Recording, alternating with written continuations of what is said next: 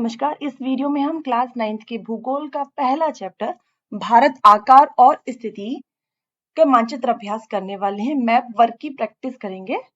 तो सबसे पहले हमारे सामने ये भारत का राजनीतिक मानचित्र है और इसमें जितना भी हमको सफेद रंग का हिस्सा दिख रहा है वो जमीनी हिस्सा है दूसरे देशों का, यानी कि भारत के पड़ोसी देशों का जमीनी हिस्सा है, जबकि आसमानी कलर का जितना भी क्षेत्र आपको दिखाई दे रहा है नीले रंग का, वो है जलीय क्षेत्र और रंग बिरंगे जो आपको दिखाई दे रहा है वो है हमारा सुंदर प्यारा भारत।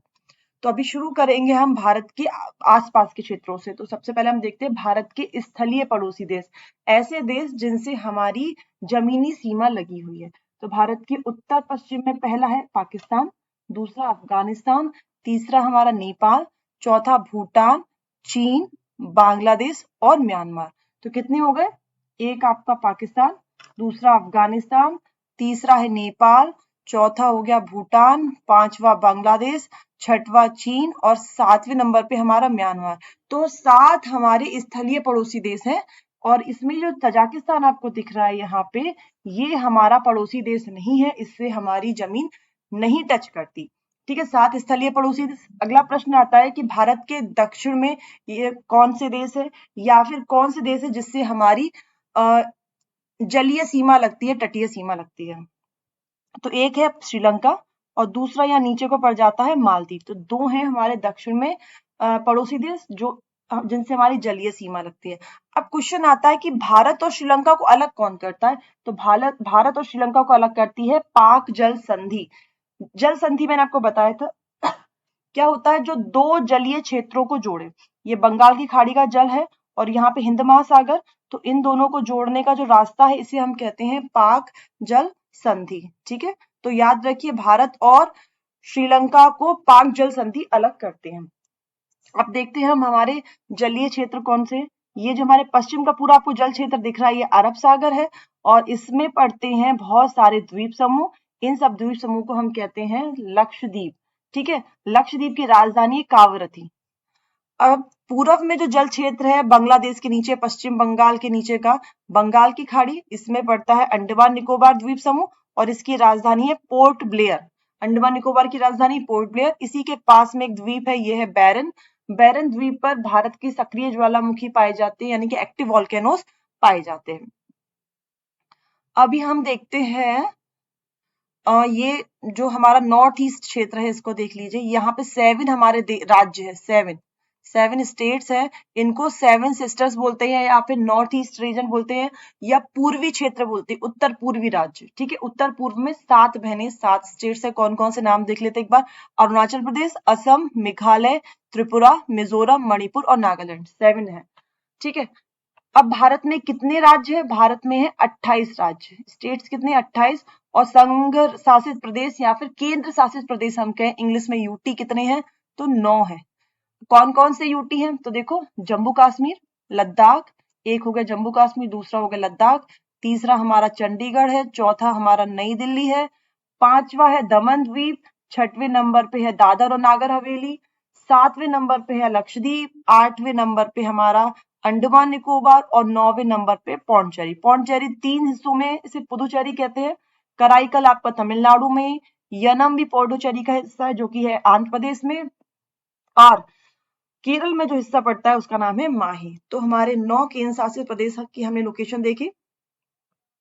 ठीक है, अब हम देखते हैं भारत की स्थलीय सीमा कितनी है।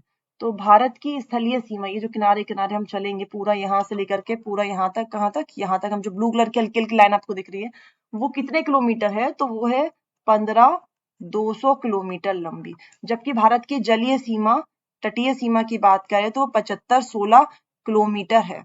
ठीक है, भारत के 28 राज्यों में से 9 राज्य ऐसे हैं जो समुद्र के किनारे हैं, जो तटीय सीमा बनाते हैं। तो 9 राज्य कौन कौन से देखते हैं।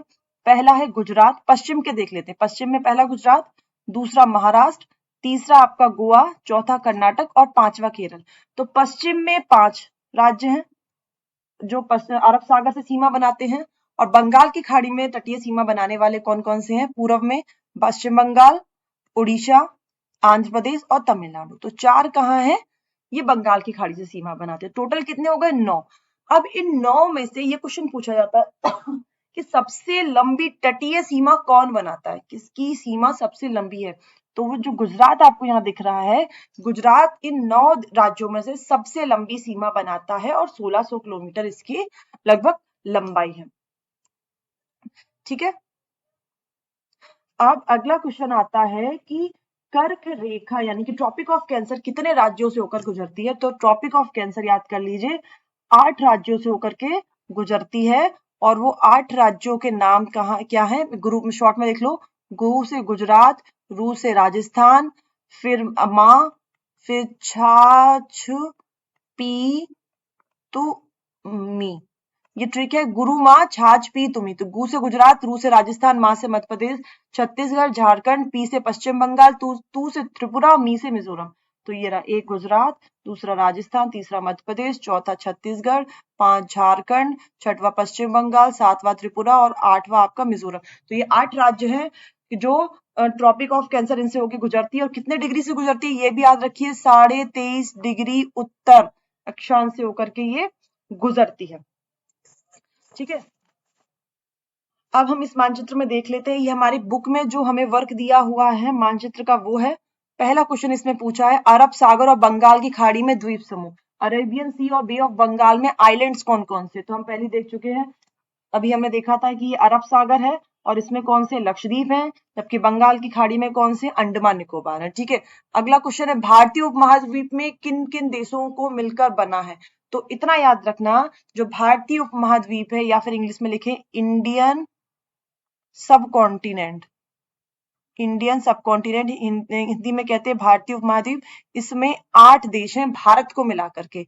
अब वो 8 देशों के नाम आप ऐसे याद रखना कि भारत के सारे पड़ोसी देश इंडियन सब कॉन्टिनेंट में आते हैं, सिर्फ चाइना को छोड़ के और म्यांमार को छोड़ करके। तो म्यांमार और चाइना यानी कि चीन और म्यांमार इंडियन सब कॉन्टिनेंट में नहीं आते, बाकी सारे जो देश है भारत के पड़ोसी जलीय स्थलीय वो सब इंडियन सब कॉन्टिनेंट में आते हैं। तो देख लेते कौन कौन से, एक इंडिया, दूसरा पाकिस्तान, तीसरा अफगानिस्तान, चौथा नेपाल, 5वां भूटान, 6वां बांग्लादेश, म्यांमार नहीं आता, और 7वां हो गया श्रीलंका, और 8वां यहाँ पे है हमारा मालदीव। तो ये 8 देश हैं जो इंडियन सब कॉन्टिनेंट यानी कि भारतीय उपमहाद्वीप में आते हैं।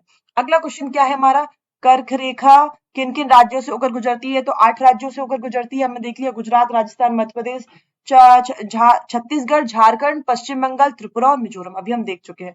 फिर भारतीय मुख्य भूभाग का दक्षिण शीर्ष बिंदु क्या है? 2 शब्द आते हैं, मुख्य भूभाग और एक आता है संघ राज्य पूरा। तो मुख्य भूभाग में क्या है, अंडमान निकोबार को हम ऐड नहीं करते, ना लक्षद्वीप को।